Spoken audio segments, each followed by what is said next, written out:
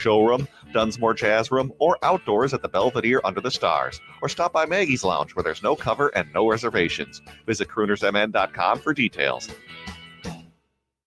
Portions of the following program may be pre-recorded.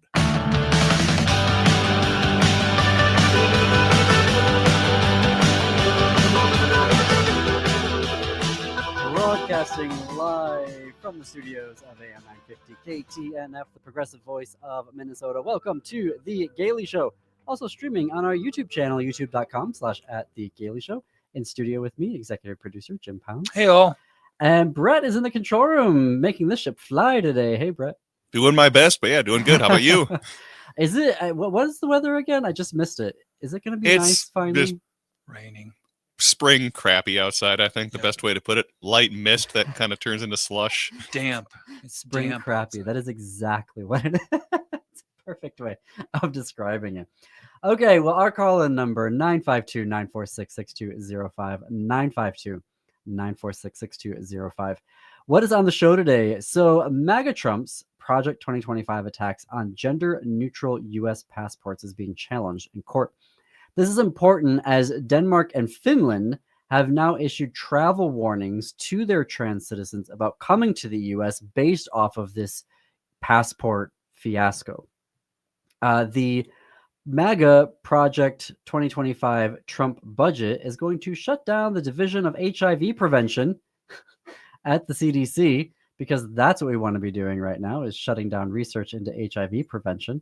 Not the only disease that they're shutting down. I learned yesterday they're also shutting down Alzheimer's research. A trans woman was arrested for washing her hands in a woman's bathroom in Florida. Yeah, we'll be talking about that. Ohio has a new parental rights law that goes into effect on April 9th. We're going to dive into that as well. But up first, Wisconsin. Oh, we love you, Wisconsin. Our executive producer, Jim, is a Wisconsin resident. He is so relieved right now. Are you relieved? What are the feelings that you're feeling right now, Jim? You know, I was guardedly optimistic, but this state is so schizophrenic between 1 minute it's this and 1 minute it's that. And this was not a close race. The Protastowicz race was not a close race. So there are times when I think, oh, well, this place is better than I think it is, or whatever. And then, you know, we have the fiasco of 2016 and the fiasco of 2024.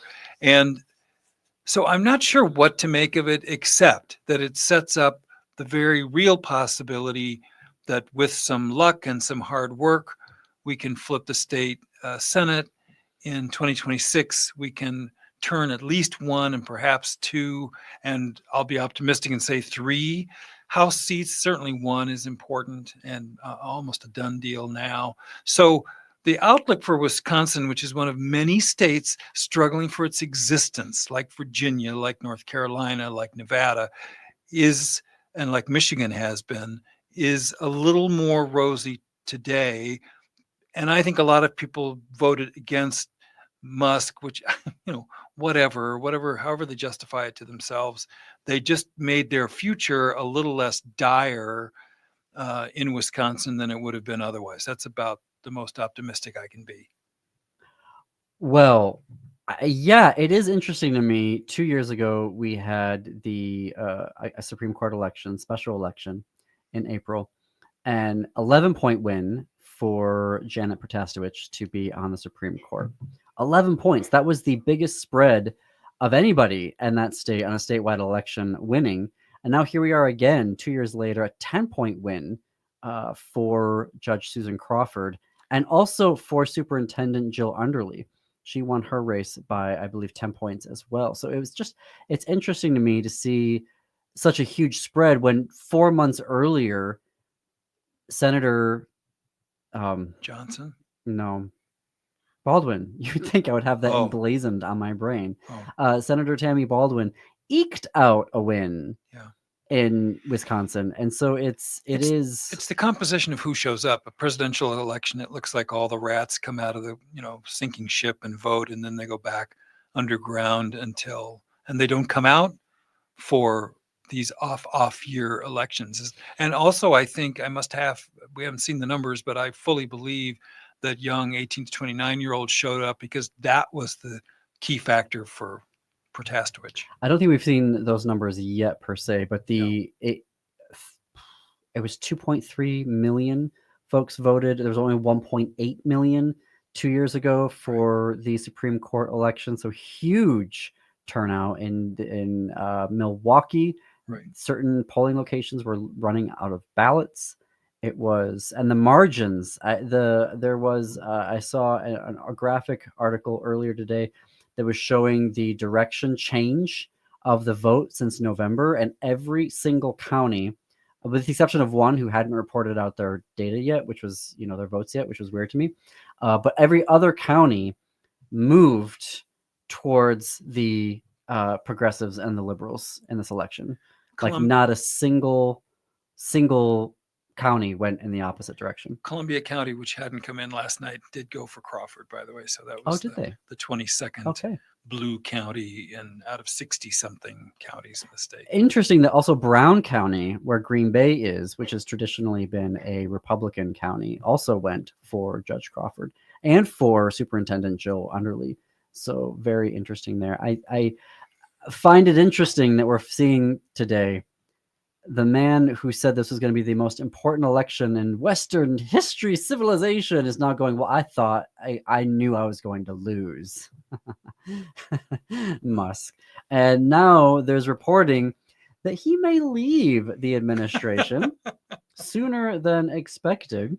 His allies, apparently in the administration, are saying, no, this is all overblown. But now suddenly, today, we're getting reports that Doge may be wrapping up its work sooner than everyone expected, even though it was originally planned to go through 2026. Now that they've destroyed the lives of 302,000 families, now their job is done, apparently. Well, and also those will never be filled again. It will be down to a Democratic progressive administration to rebuild what has been lost. Hopefully some of that. And a lot of those folks from the feds are, as you and I surmised, getting jobs or looking for jobs at the state level, because there's still 19 states that know what the heck they're doing. And so they're hiring some of these very highly qualified people from the federal government to work on a state level. So what you would expect, of course. As they're able to have, vacancies. As they can afford to, It's but it is something that we should be thinking about, and it's a point that I'll be hammering home for the next 2 and 4 years, which is, yes, it is wrong to be going through and destroying the federal government by eliminating its employee base, but as progressives, we need to now be having a vision of, is it just enough to rehire all of those positions back? No. Because we will also be having a period of time, 2 to 4 years, that those positions will have been vacant. So the agencies and the work and the needs of the country will have dramatically changed because of this. Yeah. And so when we look at the CDC, when we look at the natural resources, interior, and all of those different areas, the vision is going to have to be updated to the 21st century. And how are we going to respond to what the country needs? And, it is obviously not a great thing that this is happening. It does force us to have a reckoning with how we want HHS to function, how we want interior to function, how we want justice to I think the bigger, at least for people that are not following it quite as closely as you are, the big issue is we can now say Musk has taken his slash and burn strategy and badly damaged Tesla and badly damaged Twitter and terribly mismanaged the federal government. He's a terrible business person. I don't care how much money he's got. He's a terrible business person. And for me, that's the message that needs to be hammered home to people. I know you're thinking about what are we going to do in 4 years. I'm thinking people have got to say to themselves, that Musk, he's a terrible business person. If that message gets repeated 1,000 times a day, I would say that would be Well, a good accomplishment. You could have just a very simple billboard: MAGA, bad for business. Yes. Trump, bad for His business. the report out today for Tesla, down 13%. Yep. Their sales year on year. So I think that's just getting started. The collapse of that whole enterprise is bleak. the There's a stock motion. actually went up a little bit today when the reports coming out that he's going to leave Doge. Right. There's a lot of pressure on their board of directors that say fire this monkey, because the brand, the value of the brand, which somewhat is tied up in him, is also, more than just him. And so there's people that are trying to pressure the board of directors to say he's bad for your brand, which I would agree with as a marketer. I think that we will have failed as progressives if at the end of the next 2 years, and especially the next 4 years, there's anybody in this country that thinks we should elect a Republican because they are good for business, and the government should be run like a business, and they know how to do that. We just need to hammer home. Someone needs to go out right now and buy billboards all across the South, all across the Midwest that just says MAGA, bad for business. Yep. Hammer it home. Hammer it home. Amen. Okay, so the Washington Blade is reporting that a federal judge is taking up the case that challenges Trump's passport executive order. So passports under the Biden administration, started in 2022, were allowing for a gender neutral marker. So instead of male or female, it just said X. You could apply for that, and you could have that passport issued to you. And the announcement was in 2021, and they got around to finally issuing them in 2022. Now, Trump was like, his gender ideology, the actual gender ideology in this country, they have gotten rid of that. And so the ACLU, on behalf of, let me see if I can find it here in the article from the Washington Blade. Well, the ACLU has filed a case before U.S. District Judge Julia Kobik, who will be taking it up and ruling on whether or not this should go forward. It is important to note that actually there are 4 countries, Germany, Denmark, Finland, and the Netherlands, have issued travel advisories for their trans and non-binary people who plan to visit the U.S., saying that the U.S. no longer recognizes gender neutral identity on passports, and this may inhibit your ability to enter the country or to get out of the country. All right, we're going to have more here on the Gailey Show when we come back. Stay tuned. More to come after this short break.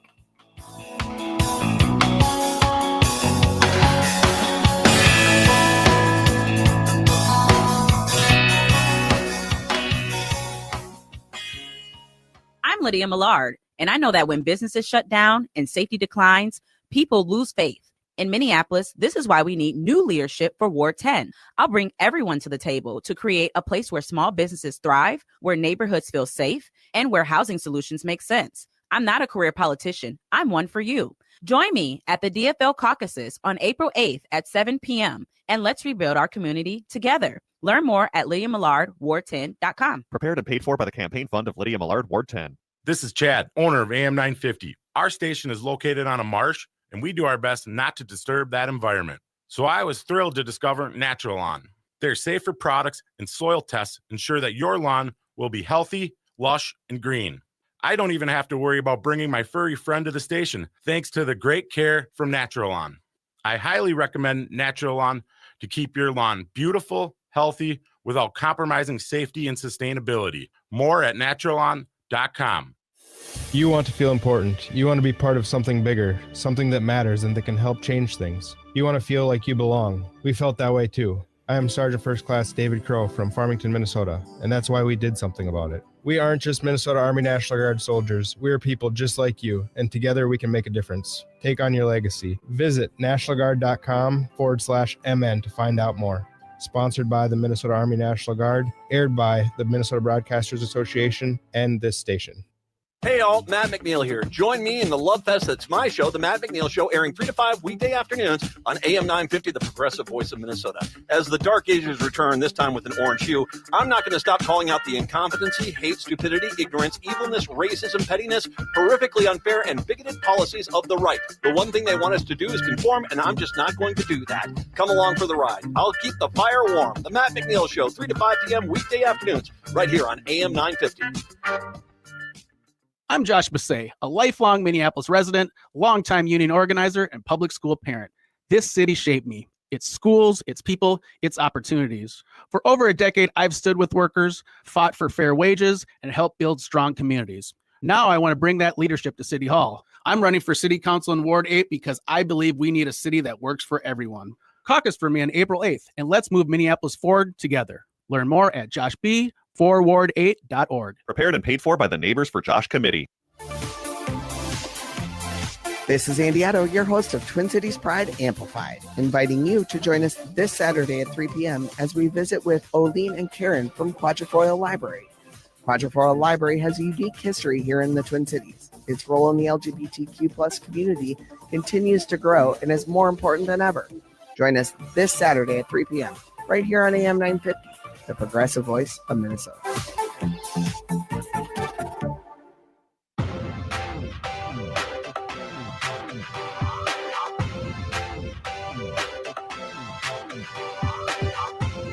Welcome back to the Daily Show. I am your host, John Parker. It is 21 minutes past the hour.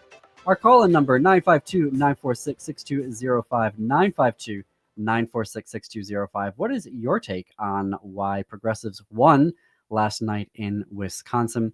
Also, on the news of the day, when it comes to passports and trans folks coming to the country or traveling while trans, definitely want to hear your thoughts on that, because there is World Pride Day World Pride Week rather in Washington D.C. and now a whole bunch of folks are saying we can't travel to this event because they have made it impossible to travel literally. Could you in good conscience suggest that anybody come to this country who is trans for an event? I could not. Right now, I could not. I would say no. I would avoid this place like the plague. Personal. That's just my judgment, but it's up to everybody. If it was voluntary, I would say no. Yeah. But everybody has different needs for why they need to or not come to the country. Right. I have, on a completely different note, breakneck term, I have some pairs of free tickets to the Fillmore in Minneapolis this weekend. The Comtesse Cabaret with Luann de Lesseps. Luann was ranked #1 of all of the Real Housewives ever by TV Guide when she appeared starred, I guess, in the Real Housewives of New York City. Her cabaret is going to be at the Fillmore in Minneapolis at 7 p.m. on April 5th. I still have a couple of tickets left. We've been giving some away on Blue Sky.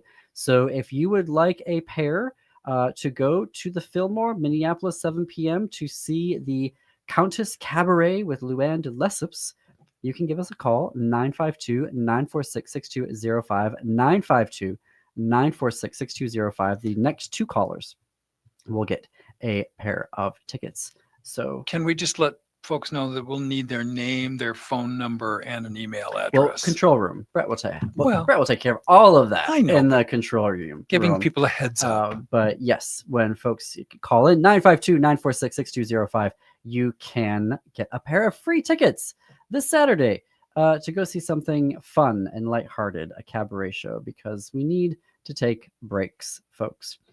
All right. So in Ohio, on April 9th, a new educational law affecting LGBTQ students is going to go into effect.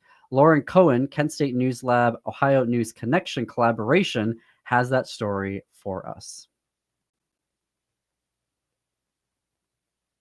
Ohio's House Bill 8, also known as the Parents' Bill of Rights, takes effect next Wednesday, April 9th. What kinds of changes will it require? The law requires K through 12 public schools to notify parents of any substantial change in a student's mental, emotional, or physical health, including if a student asks to be identified by a gender different from their assigned sex at birth.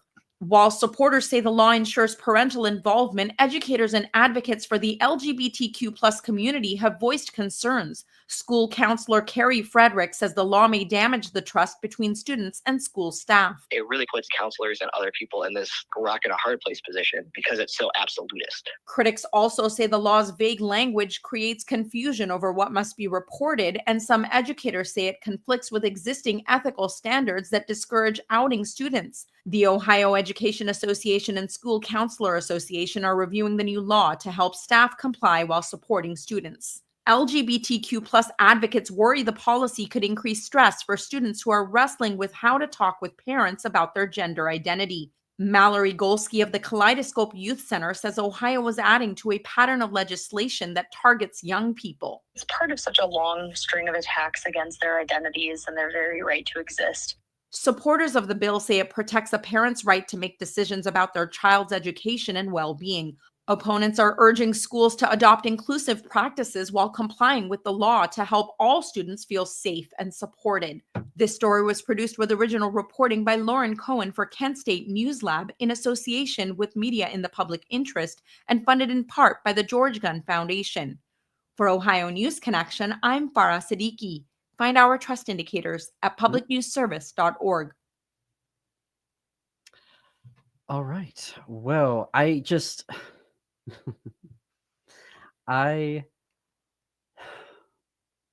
obviously we want all kids to have healthy relationships with their parents. I'm going to argue that a parent does not have the right to force their kids to undergo conversion therapy. Conversion therapy has been discredited. It does not work. You cannot change somebody's sexual orientation. You cannot change somebody's gender identity. Right. I think it's inhumane. People thinking this is a Monday was Trans Day of Visibility, and you cannot change someone's gender identity. Right. Someone may choose to live under the gender assigned to them at birth, but it causes dysphoria. It causes mental health diagnoses as you're trying to navigate that. The same as when you have a LGBT person trying to live a sexual orientation that is not their own. It causes devastating effects to the individual. And obviously, yes, we want parents to have positive relationships. We want children to be able to communicate with their parents. But parents do not have the right to force their child to go under any type of conversion therapy. And what this law does is it prevents children from finding an outlet from very anti-trans, anti-queer parents. Right. Sort of, I would describe these bills as parental bigotry bills, which, allows a child in whatever set of circumstances to be driven closer to a sense of desperation or, God forbid, suicide. It's like we're going to control them rather than we're going to, whatever you think a parent ought to do, nurture, support.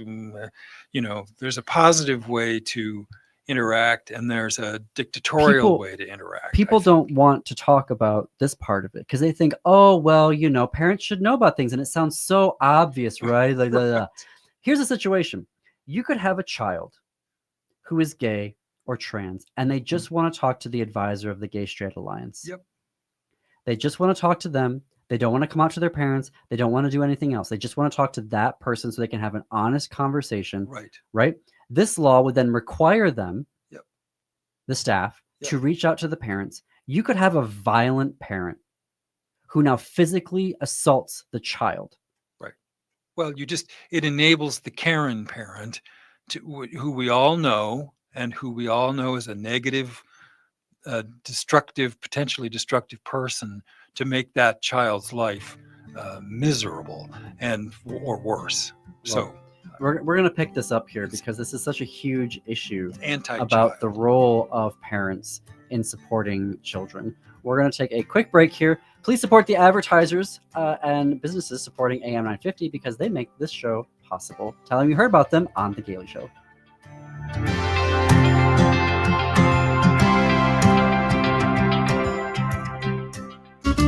Hi, it's Penny from Nightingale, your gathering spot near 26th and Lyndale in South Minneapolis since 2012. Come check out the fun and vibrant atmosphere. Besides our traditional favorites like the Nightingale burger and fries, did you know we also have delicious vegetarian and vegan options? Plus, we have one of the best gluten-free menus in town. And for drinks, our bar staff is always creating fun new cocktails along with a thoughtfully curated wine and beer list. Join us at Nightingale where good times and great flavors come together. Mornings can be tough, unless, of course, you're listening to The Stephanie Miller Show every weekday morning from 8 to 11 on AM 950, the progressive voice of Minnesota. When was the last time you had your roof inspected for extreme weather and hail damage? This is Chad, owner of AM 950, to talk about the exterior construction company I trust, Snap Construction. If you've noticed new roofing projects in your neighborhood, your home was likely hit by hail last summer and experienced damage. Snap Construction is helping homeowners like you, and they're the roofing specialists I trust. They are the most well-reviewed contractor in the Twin Cities and have a ton of positive customer reviews from homeowners just like you. Even better, Snap Construction's installations are backed by a lifetime warranty, so you know you're dealing with a qualified roofing expert. You want to work with a company that will be here for a long time after the work is done. Snap Construction has handled thousands of claims and will help you through the process. Do yourself a favor and get a free roofing inspection so you have the facts and peace of mind you deserve. Call Snap Construction today at 612-333-SNAP. That's 612-333-SNAP, or visit snapconstruction.com. Hi, this is Frank Brown of Minuteman Press Uptown with a question for our local leaders. How do you reward your employees? How do you appreciate your business partners? Thousands of local organizations just like yours count on Minuteman Uptown for promotional products. We craft custom awards and plaques. We print your logo on apparel, office supplies, and thousands of other items. Minuteman Uptown helps you reward employees and stay top of mind with customers and vendors. We print everything. Contact us today at mpuptown.com. You're listening to AM 950, the progressive voice of Minnesota. I'm Brian Strawn, and I'm running for City Council in Ward 1 because it's time to roll up our sleeves and get back to basics. Safe neighborhoods, thriving local communities, and city services that actually work. I'm a designer and a builder, and I'll bring that same hands-on mindset to City Hall. Practical, people-first leadership. Caucus for me on April 8th, and let's build a city that works from the bottom up. Learn more at brianstrawn.org. That's Brian, STRAHAN.org. Prepared and paid for by the Strawn for Ward 1 Committee. With your AM 950 weather, I'm Brett Johnson. Look for rain throughout today with a high near 43, tonight cloudy with a low around 34, and Thursday cloudy with a high around 45. Crooners is your go-to classic supper club, offering world-class entertainment and 4-star dining. Catch top artists in the main stage showroom, Dunsmore Jazz Room, or outdoors at the Belvedere under the stars. Or stop by Maggie's Lounge where there's no cover and no reservations. Visit croonersmn.com for details.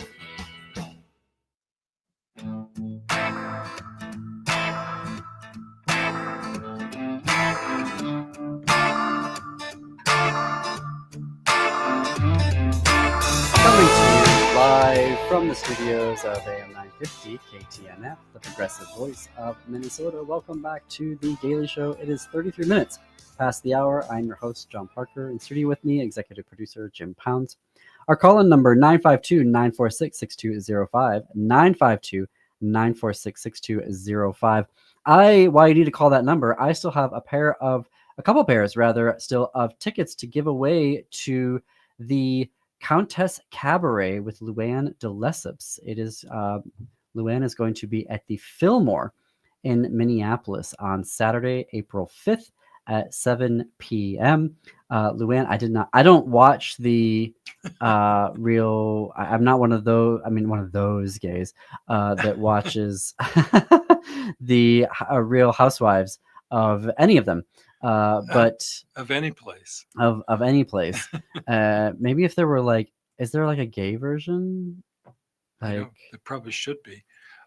I think the people that are loyal to these shows though are very loyal. So I'm sure there's 4 people out there that would love to go if they happen to be listening to the show. Yeah. Well, we've got a pair of tickets. You can call in 952-946-6205, 952-946-6205. I'm just trying to find some. Wow, the tour looks like it's sold out. Let's see here. Original cast member of one of the most successful franchises in television history, The Real Housewives of New York City. She was ranked the #1 housewife by TV Guide, topping all 46 across the franchised cities. She made her cabaret debut in 2017, selling out shows across the country. Her new show, Countess Cabaret, is being produced by Live Nation, directed by iconic Richard J. Alexander, who is known for directing Barbra Streisand, Bette Midler, Kristen Chenoweth. Songs in the show include Money Can't Buy You Class, Chic C'est La Vie, Girl Code, Feelin' Giovanni, and Mary F. Kill. Doesn't this feel a little bit like the musical Chicago, where you go and become notorious and then you go out on the road and you do a show about it? That Yeah. like Bill McKelly did. Oh, yeah, maybe. Yeah, That I see what idea. you're saying. I don't know if the songs are as catchy. Well, I but, don't mean that, You can get a pair of tickets and find out for yourself. 952-946-6205. 952-946-6205. We still have a couple of pairs left. Call that number and we will get you hooked up with a pair of your own. Before the break, we were talking about parental rights as it relates to queer people. And again, I'm going to say that a parent does not have the right to be violent to their child emotionally, physically, spiritually, which includes a forced outing of their child and making them go to any type of conversion therapy. And the idea behind these so-called parental rights laws are, we will immediately inform the parent if your child is expressing any indication of their gender identity so that you can put a stop to it. There's no putting a stop to it. Right. There's not. Right. And you're actually going to cause more damage. Oh, absolutely. And the government doesn't need to have a role in this. These school systems and these school boards and experts around mental health and and doctors who actually know what it goes into gender transition, they should be creating a community protocol in which that can be facilitated, right? But it can be and people don't want to acknowledge this, and parents especially don't want to acknowledge that they could actually have the wrong reaction and cause damage to their child. And so how a child comes out to a parent that is such a pivotal relationship, and to force it, particularly when there can be parents who will be violent, and people don't want to accept that, oh, well, that might happen, that might not happen. Queer kids are overrepresented in houseless and homelessness. Yeah. They account for at times up to 45%, even though they're only 10 to 13% of the population. Right. And the reason why their houses are homeless is that they are turned out by their families. Yep. And so if you want to talk about, we have to create conditions that are healthy for the children, since we're now all obsessed and have to have all of our state governments and all our county governments and all of Congress dealing with LGBTQ children, we all have to be dealing with a major issue of our time, then let's talk about it seriously. And talking about it seriously does not mean, oh, well, let's just give all of the rights to the parents. No, kids have rights too. Kids have the right to go to a counselor, go to an advisor of a gay straight alliance. They have the right to confidentiality. Yep. It's very distorted to think that parents, this is part of a pathology of this idea that I'm right about everything because of my religion or whatever set of beliefs you've got. And so I'm going to impose that on literally, it's like we've talked about this with book bans. I don't like this book because I'm therefore nobody can have lunatic, so nobody can have it. I don't know how to talk to my child about this LGBT picture book. Therefore, no parent should be able to talk to any of their children about it.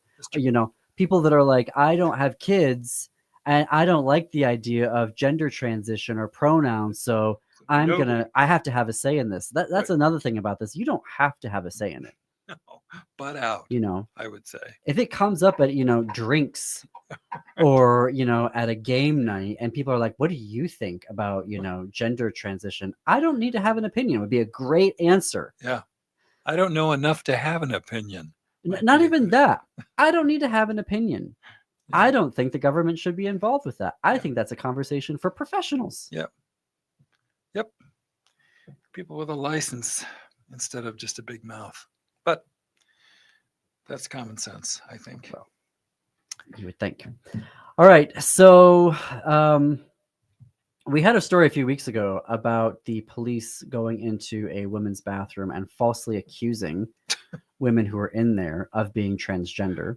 Yes. And one of the women actually voluntarily showed her genitals, saying, look, I'm proving to you right now that I am not a trans woman. Right. What are you doing right now? They did happen to both be queer women.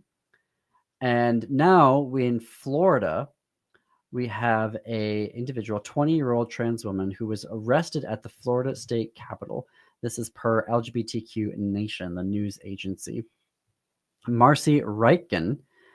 I'm going to sneeze. I have a sneeze coming on. Oh. Are you allowed to sneeze on the radio? I don't know. It is so the state, Florida, has an anti-trans bathroom law.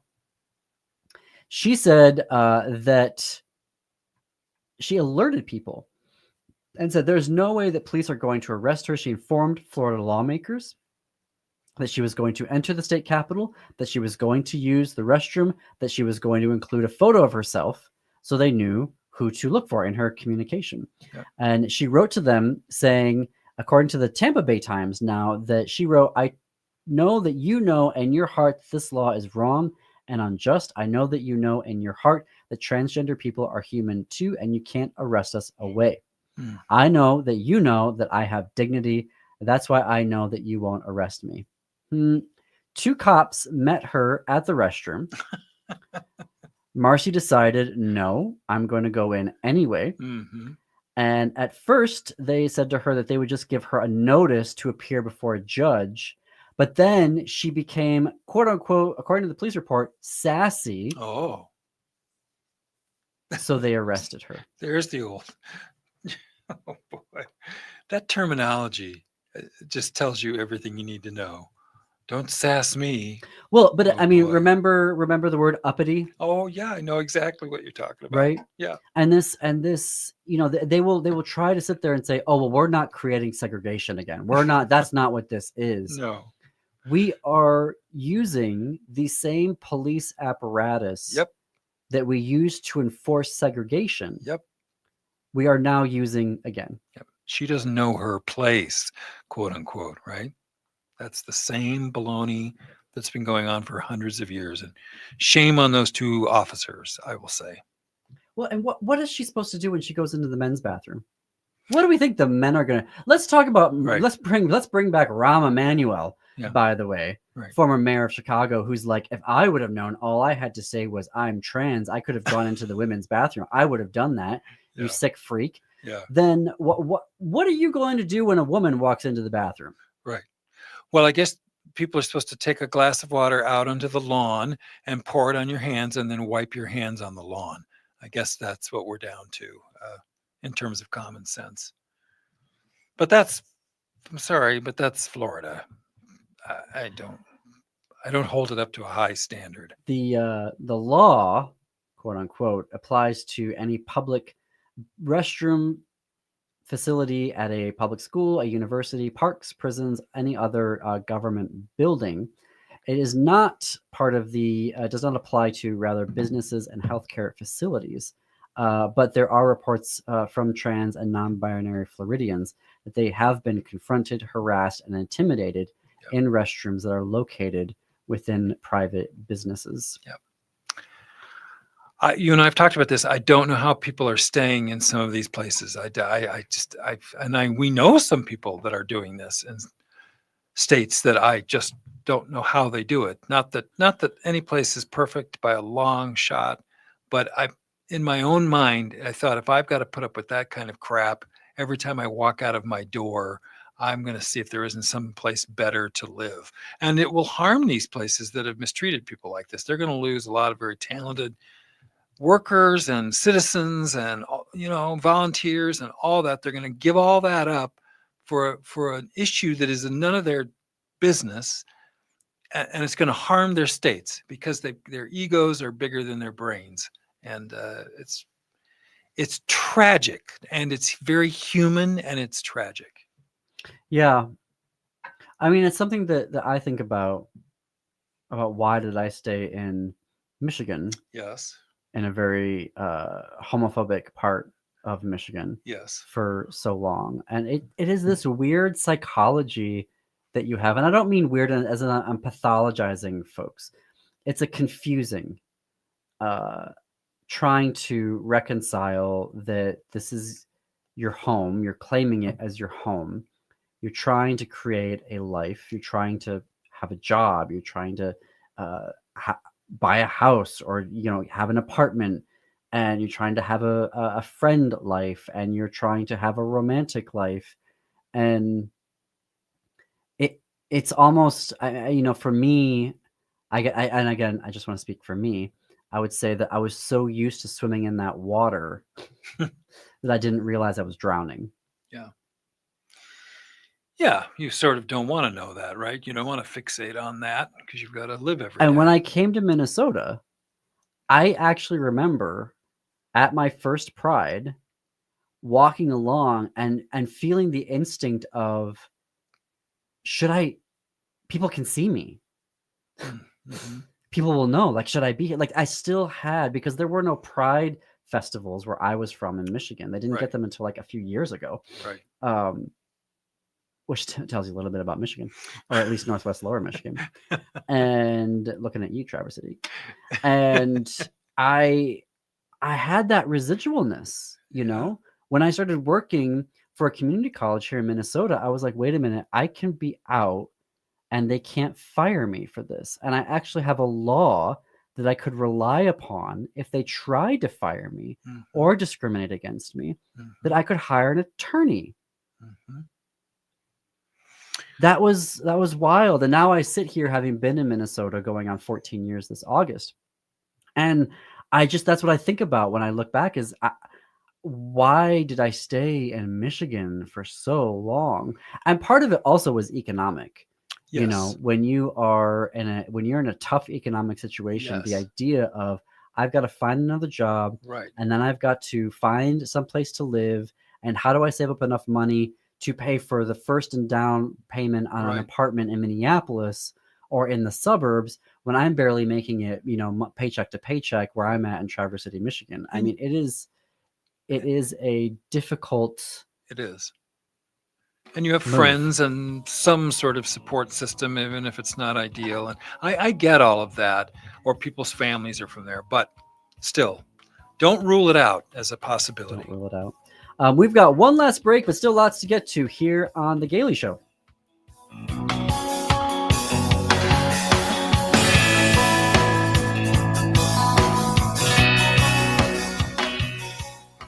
When was the last time you had your roof inspected for extreme weather and hail damage? This is Chad, owner of AM 950, to talk about the exterior construction company I trust, Snap Construction. If you've noticed new roofing projects in your neighborhood, your home was likely hit by hail last summer and experienced damage. Snap Construction is helping homeowners like you, and they're the roofing specialists I trust. They are the most well-reviewed contractor in the Twin Cities and have a ton of positive customer reviews from homeowners just like you. Even better, Snap Construction's installations are backed by a lifetime warranty, so you know you're dealing with a qualified roofing expert. You want to work with a company that will be here for a long time after the work is done. Snap Construction has handled thousands of claims and will help you through the process. Do yourself a favor and get a free roofing inspection so you have the facts and peace of mind you deserve. Call Snap Construction today at 612-333-SNAP. That's 612-333-SNAP. Or visit snapconstruction.com. Greg Bakken here. Like you, I love good, fresh, delicious food. So I want to tell you about this treasure in Roseville called Maverick's Real Roast Beef. Maverick's has the best roast beef sandwiches I've ever had. Made fresh every order. Add fries or onion rings dropped in the fryer when ordered, and you have a winning combination. Maverick's Real Roast Beef has a lot more than roast beef, so check out their website, mavericksbeef.com, or check out their restaurant on Lexington in Roseville. Would you let animals pick your insurance? Do you really need to experience mayhem to get the best rates? Or how about a celebrity quarterback or fake university saving you money? There's a lot of marketing stunts when it comes to insurance, but what you really need is someone looking out for you. Call Array Insurance, and they will work hard to find you the best insurance coverage and rates. So avoid gimmicks and call Cheryl at Array, 763-504-3067, or arrayinsurance.com. Array Insurance, working hard for you. Hey, it's Patrick. Spring showers may bring May flowers, but they also bring big savings with Zero Res. And right now, you can beat the spring cleaning rush with big savings and priority booking by calling our heroes at Zero Res. Zero Res removes winter's buildup and lingering odors, giving your home a fresh, spring-ready feel, preparing your home for the brighter days ahead. Just check out the almost 21,000 raving customer service reviews online with a 4.9 Google rating and see what all the hype is about. This month, get 3 rooms Zero Resified from Minnesota's #1 carpet cleaner starting at just $119 and take $75 off an air duct cleaning as well. You owe it to yourself and your family to breathe healthy, happy, and clean. Call Zero Res right now at 952-ZERO-RES or go online to ZeroResMinnesota.com and say you want the AM 950 special. Spell it backward or forward, it's the same. Zero Res.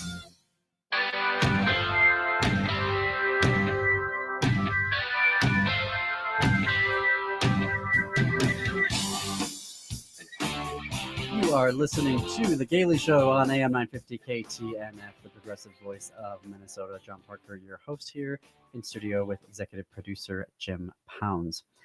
I've still got some tickets left to give away to the Countess Cabaret with Luann de Lesseps. You can get a pair of your own if you call in 952-946-6205, 952-946-6205. The show is this Saturday, April 5th at 7 p.m. at the Fillmore in Minneapolis. All right, so this is a story that, No, I'm anticipating because I know what you're going to say. This is a story. So I used to work in health equity for about 3 years here in the state of Minnesota. And so we all learned across the country that on March 18th, we learned that the Trump administration, the MAGA Project 2025 Trump administration, is going to defund and close the Division of HIV Prevention at the CDC. There is approximately $1 billion in funding to the CDC's HIV prevention initiatives. And they're also going to make very significant cuts to the personnel. Now, what is involved in this particular area? What do they do? So this will reduce access to powerful HIV prevention tools, which includes PrEP. PrEP is something that you can take that if you were to have someone who does have HIV, it would drastically reduce your likelihood of contracting, having the virus. Yep. There are surveillance initiatives that track outbreaks and infection rates. These are important to know so that you can go in and take the necessary protocols to reduce those infections and to bring those rates back down. Mm-hmm. And it's also just not prevention for HIV, but also other STIs and like viral hepatitis and tuberculosis. Weirdly, this would end the Trump administration's very own ending the HIV epidemic initiative that they put into place in 2019, which claimed at the time that it wanted to reduce HIV infections by 90% by 2030. And it did lead to less than, according to the Boston Spirit magazine, it did lead to 7,000 fewer HIV cases in 2022 compared to 2016. Good job. But by cutting this, here's the deal. It costs $500,000 for a person living with HIV and medical costs over an average lifetime. Right. $500,000. Yep. So it would take approximately, on average, 40 people 40 new people to contract HIV Mm-hmm. per state every year, that would exceed the $1 billion saved by making cuts to the HIV prevention division.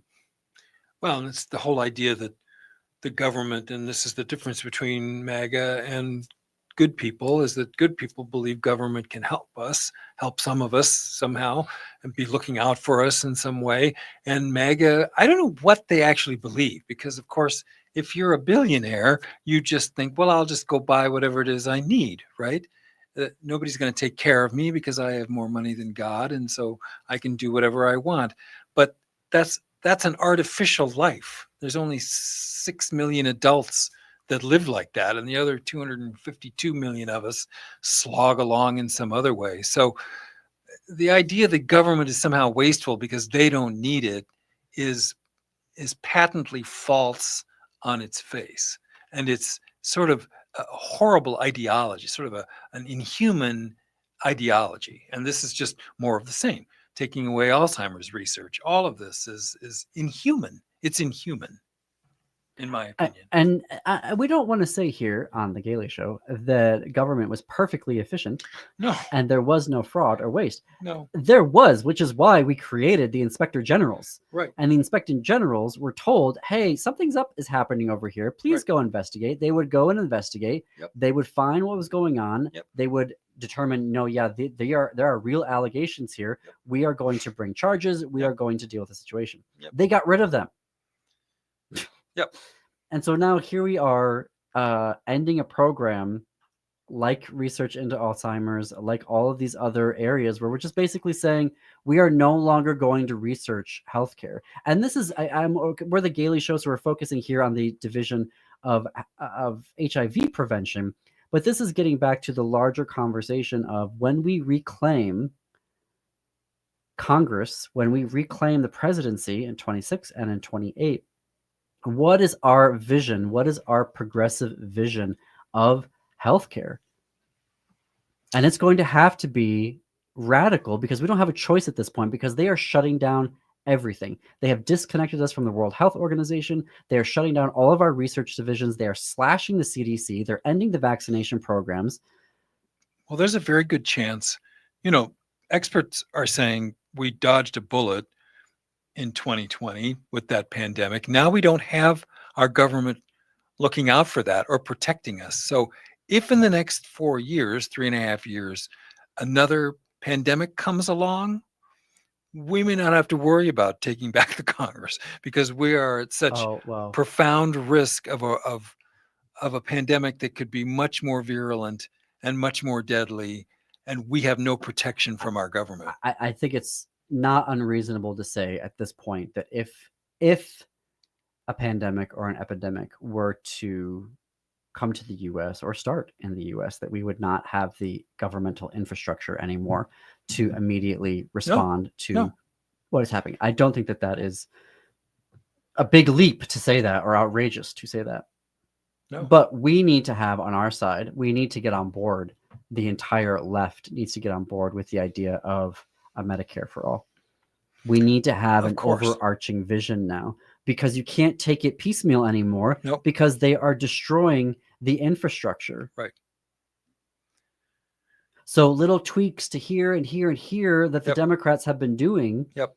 It is time for the public option in the ACA. If you want to keep if you want to keep the skeleton of the ACA, we're going to have to give it some new muscles, some new strength, some new blood in there. Yep.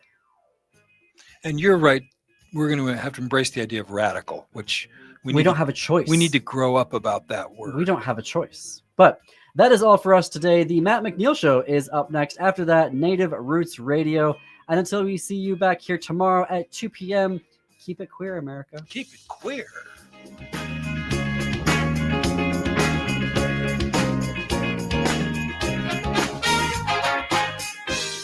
You've heard of caucuses, but do you know why they matter? In Minneapolis, over the last 10 years, the candidate who wins the DFL endorsement has gone on to win over 90% of the time in November.